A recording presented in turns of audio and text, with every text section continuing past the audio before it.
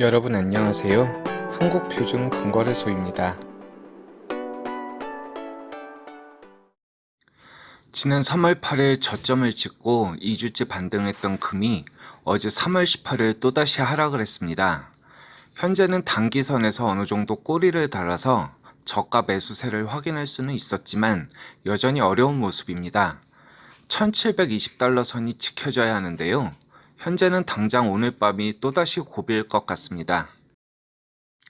금값이 실로 오랜만에 저점대 구간의 반등이었지만 여전히 조심스러운 이유는 한없이 치솟기만 하는 미국 10년물 국채금리 때문인데요.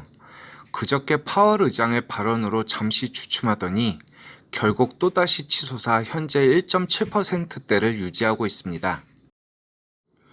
어제는 사실 금뿐 아니라 주식을 비롯한 대부분의 상품이 맥을 못 쳤는데요. 몇 가지 살펴보면요. 먼저 나스닥이 13,200에서 12,800대로 급락을 했고요. 원유가 64달러대에서 58달러대로 무너졌습니다. 마지막으로 유로가 1.2달러대에서 1.19달러대로 빠진 걸 볼 수 있는데요. 그렇게 보면 금은 꼬리를 달면서 내려오는 단기 하락선의 지지를 받았으니 나름 선방한 셈입니다. 여기서 잘하면 다음 주에 이평 방향을 돌려 세울 수도 있으니까요. 차트를 보시는 분은 다 아시지만 이동 평균선은 숫자에 따라 달라도 하루가 아니라 거래일의 평균 가격이기 때문에 흐름이 되는데요.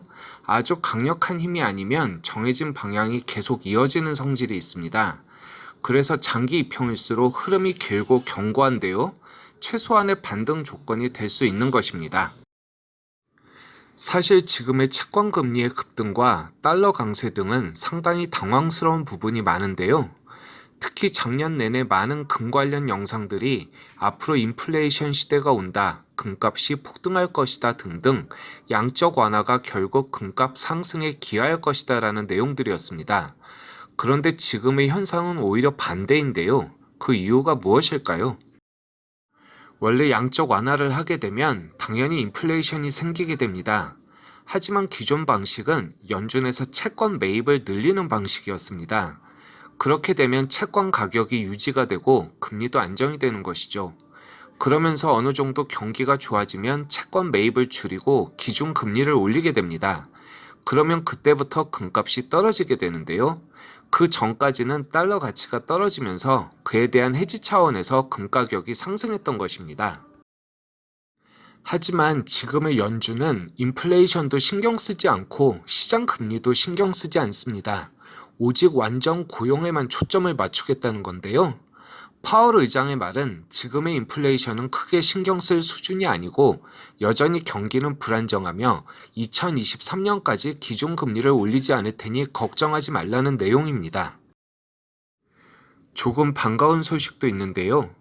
몇몇 전문가들의 말을 빌리면 그동안 금은 안전자산이라기보다 다른 상품과 같이 투기자산이었다고 말합니다. 하지만 이번 조정에서 다른 상품들에 비해 금의 하락률이 적은 게 안전자산으로서의 회귀현상일 수도 있다고 하는데요. 다만 아직 반등폭이나 기간이 너무 짧아서 좀 더 지켜봐야 할 것이라고 조언을 합니다. 결국 시간이 좀 더 흘러야 할 것 같은데요. 가능하면 빨리 금값이 안정되는 게 좋겠지만 앞으로도 최대한 빠르고 객관적으로 소식 전해드리려 노력할 테니 지속적으로 영상 관심 부탁드립니다. 구독과 좋아요, 알림 설정은 언제나 큰 힘이 됩니다. 그럼 오늘도 좋은 하루 되시고요. 지금까지 한국표준금거래소였습니다.